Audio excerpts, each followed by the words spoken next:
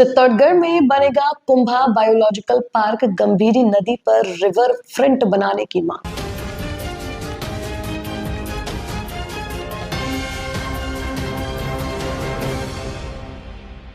राजस्थान विधानसभा में आज वित्त मंत्री दिया कुमारी राज्य बजट पेश कर रही हैं। बजट में चित्तौड़गढ़ में कुंभा बायोलॉजिकल पार्क विकसित किए जाने के लिए 31 करोड़ रुपए का व्यय करने की घोषणा की गई।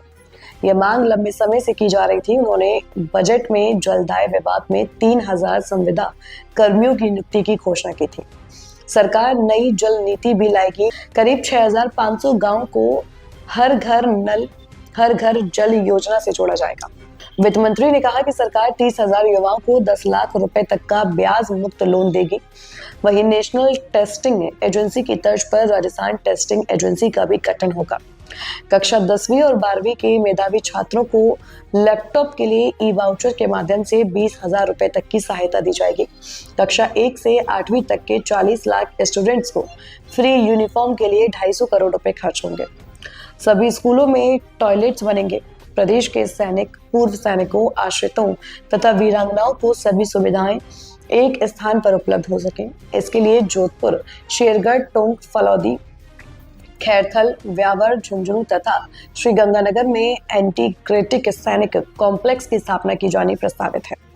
प्रथम चरण में जोधपुर, शेरगढ़, झुंझुनू तथा टोंक में 36 करोड़ की लागत से इन कॉम्प्लेक्स का निर्माण कराया जाएगा।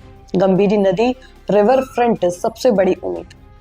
चित्तौड़गढ़ में गंभीरी नदी पर रिवर फ्रंट विकसित किए जाने की मांग लंबे समय से उठती रही है। बजट में यदि इस दिशा में घोषणा होती है तो इससे शहर की सुंदरता बढ़ेगी। साथ ही स्थानीय लोगों को घूमने के लिए नया स्थान मिलेगा और पर्यटन गतिविधियों में बढ़ोतरी होगी। बायोलॉजिकल पार्क से बढ़ सकता है पर्यटन। जिले में बायोलॉजिकल पार्क की मांग भी काफी समय से की जा रही है। सरकार की मंजूरी मिलने पर बाहर से आने वाले पर्यटकों का ठहराव बढ़ने की उम्मीद है। इससे होटल, ट्रांसपोर्ट और अन्य सेवाओं से जुड़े रोजगार के अवसर भी बढ़ सकते हैं।